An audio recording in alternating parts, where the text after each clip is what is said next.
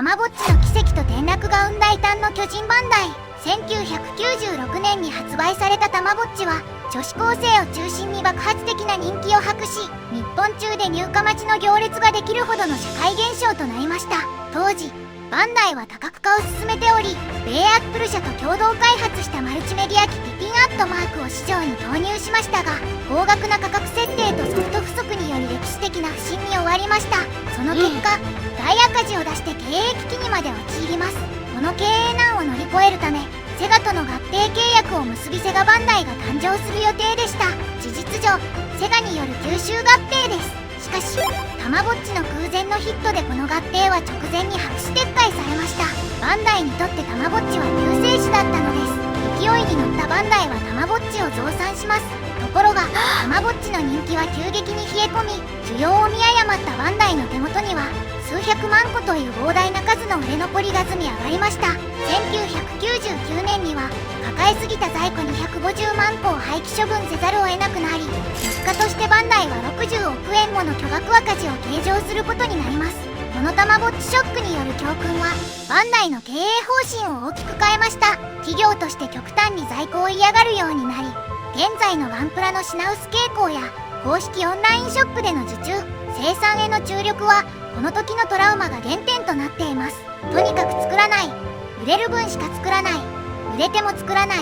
メーカーとしては異端の戦略です。この戦略は美しい成功を収めます。経営の安定化と拡大を両立したバンダイは2005年にナムコと経営統合を行い、復活現在のバンダイナムコグループへと発展を遂げました。売上は1兆3000億円、たまごっちブーム当時の2500億円から5倍を超えています。時系列を整理すると、ピピンの不振という絶望とたまごっちのブームという希望が同時に押し寄せたことで、バンダイの経営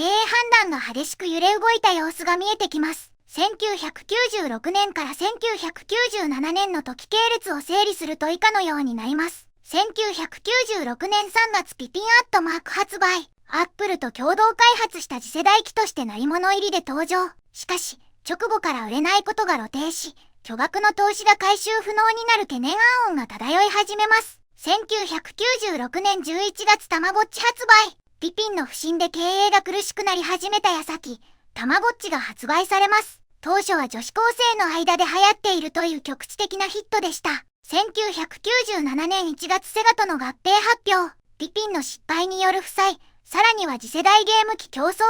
PS1 やサターンでの出遅れに危機感を持った当時の山科誠社長が生き残りをかけてセガとの合併を発表します。この時点ではまだたまごっちが会社全体を救うほどの利益を出す確信はありませんでした。1997年初頭春たまごっちの爆発的社会現象化。合併発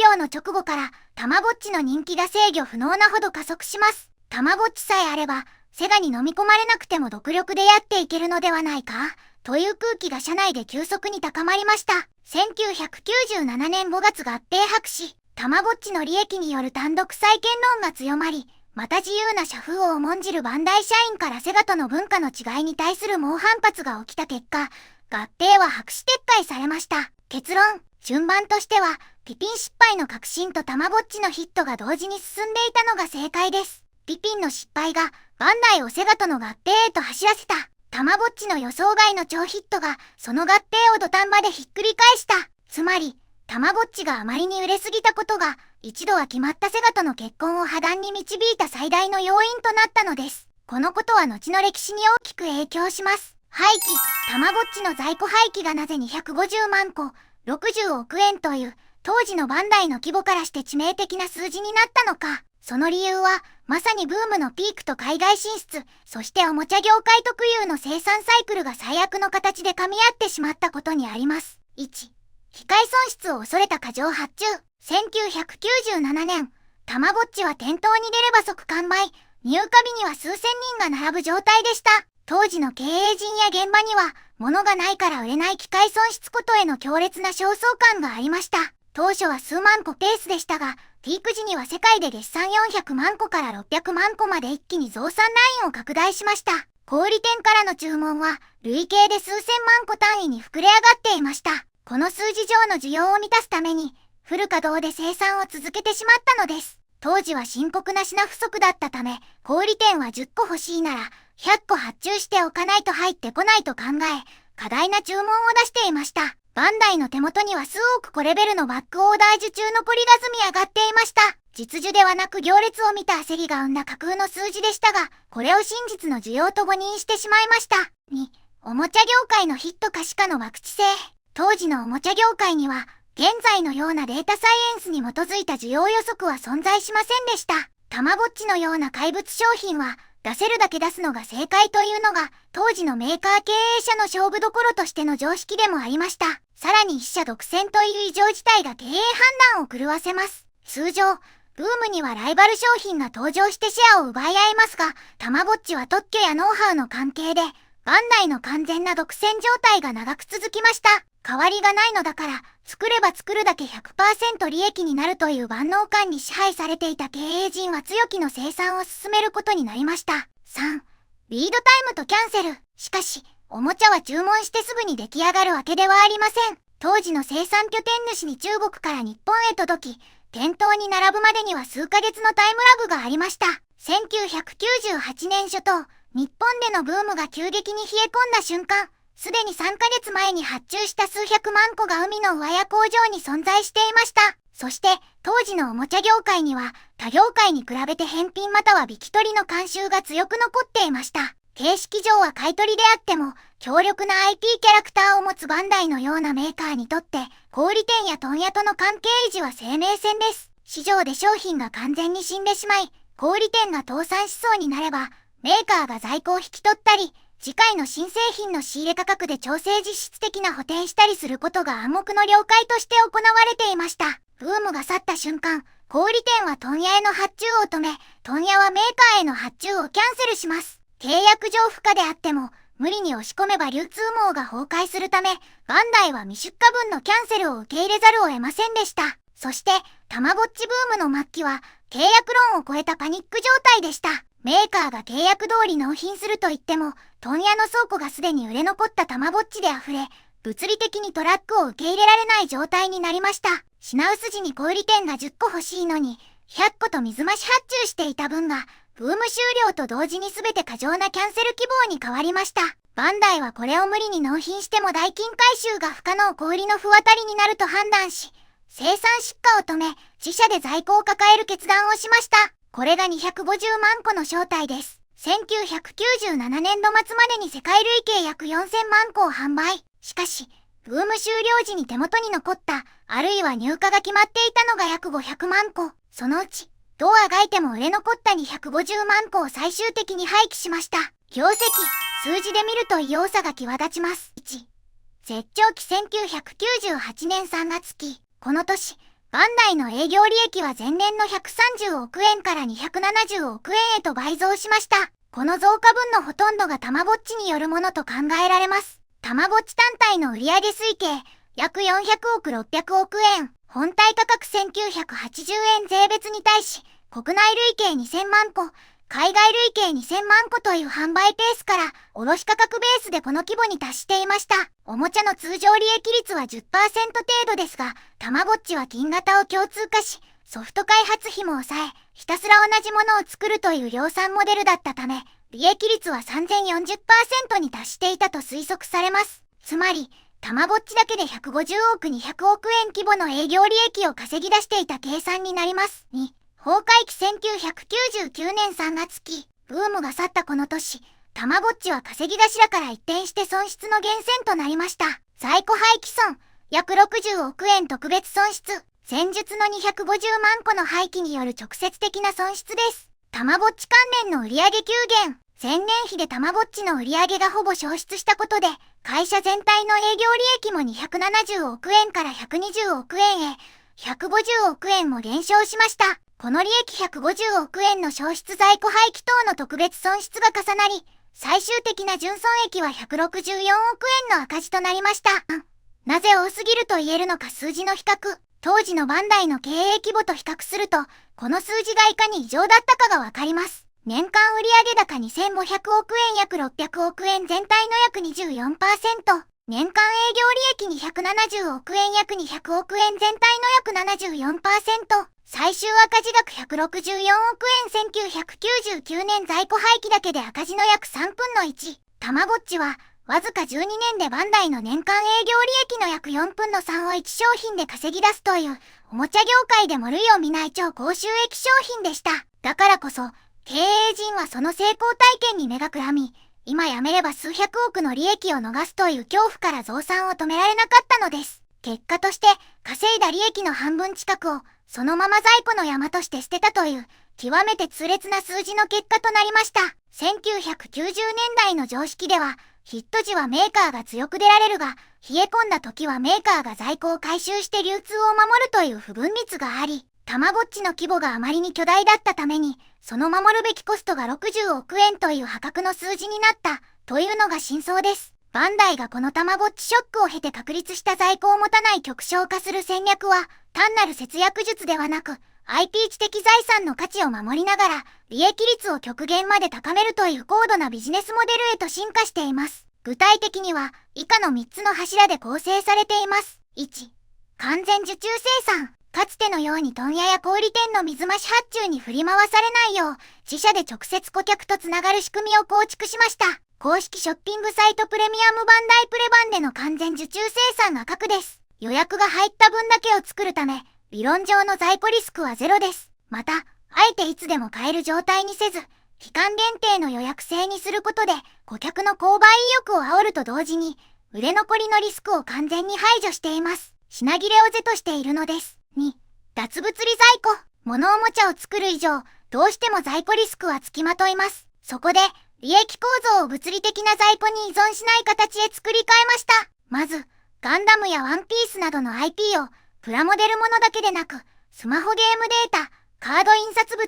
映像配信ライセンスなど多角的に展開しています。IP 軸戦略クロスメディア展開です。また、ゲームアプリのアイテムやライセンス収入は物理的な在庫が存在しません。たまごっち時代の作れば作るほど倉庫代がかかる構造から、一度作った資産を何度でもデジタルで売る構造へシフトし、赤字リスクを分散させています。3、生産流通管理。どうしても店舗販売が必要なノガンプラなどについては、以下の徹底した管理を言っています。まずは小ロット多頻度生産です。一度に大量に作って倉庫に眠らせるのではなく、市場の消化状況を見ながら、国内工場バンダイホビーセンターで細かく再生産を繰り返します。そして、これは同時に飢餓感によるブランド保護を実現します。市場に物が溢れて値崩れワゴンセールが起きると、IP のブランド価値が下がります。少し足りないくらいの供給量を維持することで、定価販売を維持し、結果的に利益率を高く保っています。現在のガンプラ品薄も、このブランド維持と在庫回避のバランスの結果と言えます。この戦略は、債務的なメリットももたらし、キャッシュフローの劇的改善が実現しました。在庫を持たないことで、貸借対照表 BS をきれいにし、経営を筋肉質にしました。在庫回転率は大幅に向上し、売れ残りを廃棄した1999年当時と比べ、現在のバンダイナムコは売上規模が5倍になった一方で、棚卸資産在庫が経営を圧迫する比率は劇的に低下しています。さらに、受注生産プレバンは、生産前に売上が確定するため、資金繰りが非常に安定します。バンダイにとって在庫を持たないとは、単に倉庫を空にすることではなく、たまごっちという悪夢を二度と繰り返さないための、防衛と攻撃を兼ね備えた経営哲学そのものなのです。修練進化。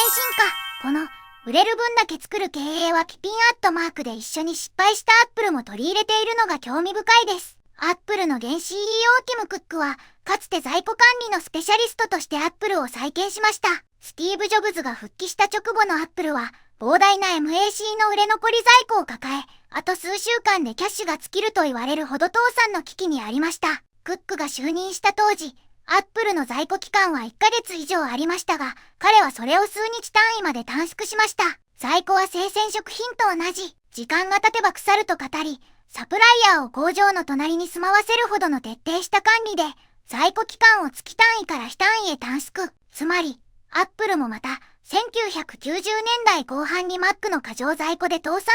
前まで追い込まれた過去があるのです。その危機感が、今の新製品が出る瞬間に旧製品の在庫が市場からほぼ消えているという異常なほどの精密管理につながっています。ピピンで失敗した当時、両社は物を作って売るという古いビジネスモデルの限界に直面していました。現在のアップルは世界時価総額トップクラスの企業となり、バンダイナムコもまた日本のおもちゃエンタメ業界で圧倒的な利益率を誇るモンスター企業となりました。在庫の失敗の記憶が両社にとって単なる黒歴史ではなく、二度と在庫に殺されないための執念となり、それが現代の最強の経営基盤を作ったというのは、ドラマチックとも皮肉とも言えるでしょう。ピピンでの接点があった2社が同じ在庫嫌いの DNA を持つに至ったプロセスは、まさに企業の進化論を見ているようです。税金60億円という巨額の損失計上は、経営判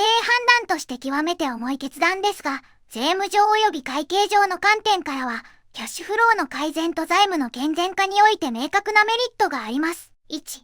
メリット。在庫を一括処分廃棄または評価損の計上することで、以下の税務上の効果が得られます。所得の圧縮と法人税の軽減。処分によって発生した損失売上限界の参入は、その期の利益を直接減らします。仮に実効税率を 30% とすると、60億円の損失計上により、理論上は約18億円の法人税等の支払い負担が軽減されます。キャッシュフローの改善。実際に現金を支出することなくむしろ在庫の維持コストを削減しながら、支払うべき税金が減るため、手元にキャッシュを残すことができます。欠損金の繰越控除。もし60億円の損失によって赤字欠損金となった場合、その赤字は翌期以降現在の日本の税制では最長10年間にわたって利益と相殺でき、将来の税負担を軽減し続けることが可能です。2、ビッグバン。現在のように、不良資産や在庫の含み損を一度に吐き出すいわゆるビッグバス手法が一般化したのは、日本では2000年前後の会計ビッグバンが大きな転換点です。昔1990年代までの考え方、かつての日本企業は損失を数年に分けて少しずつ計上する繰り延べ経理が一般的でした。理由、利益を安定させて見せたい利益調整、赤字転落による銀行の評価低下や株価下落を恐れる、といった日本的経営の慣習が強かったためです。弊害、潜在的な損失含み損が隠されたままになり、財務諸表の透明性が低いと国際的に批判されました。変わったタイミング2000年前後の会計ビッグバン、バブル崩壊後の失われた10年を経て、日本の会計基準を国際標準に合わせる大改革が行われました。時価会計の導入2000年、資産を持ち地ではなく、その時の価値時価で評価するルールが強化されました。減損会計の導入2005年、収益性の低下した固定資産などの価値を強制的に一括で減額するルールが定着しました。これにより、ダメな資産は抱え込まず、早めに損失として処理して財務を筋肉質にすることが、投資家から誠実で合理的な経営判断として評価される土壌が整いました。3、税務署。会計上は経営者の判断で一括計上できますが、税務署がその損失を損金税務上の費用として認めるには、厳格なハードルがあります。廃棄の場合、実際に廃棄したことを証明する写真、参拝業者からのマニフェスト管理表などの証拠が必須です。評価損の場合、単に売れそうにないという主観的な理由では認められず、棚卸資産が物理的に破損しているか、著しく陳腐化した形式が古くなり今後二度と売れないことが客観的に明白といった条件を満たす必要があります。ポイント、60億円という規模であれば、税務当局も非常に詳細な調査を行う可能性が高いです。なぜ今、一括なのかという合理的な説明と、物理的な処分事実の記録を完璧に揃えておくことが、税務メリットを確実に享受するための鍵となります。退却戦であるがゆえの特別なノウハウです。いかがでしたか？この情報が役に立ったら、いいねとチャンネル登録お願いします。ご質問やご感想も歓迎いたします。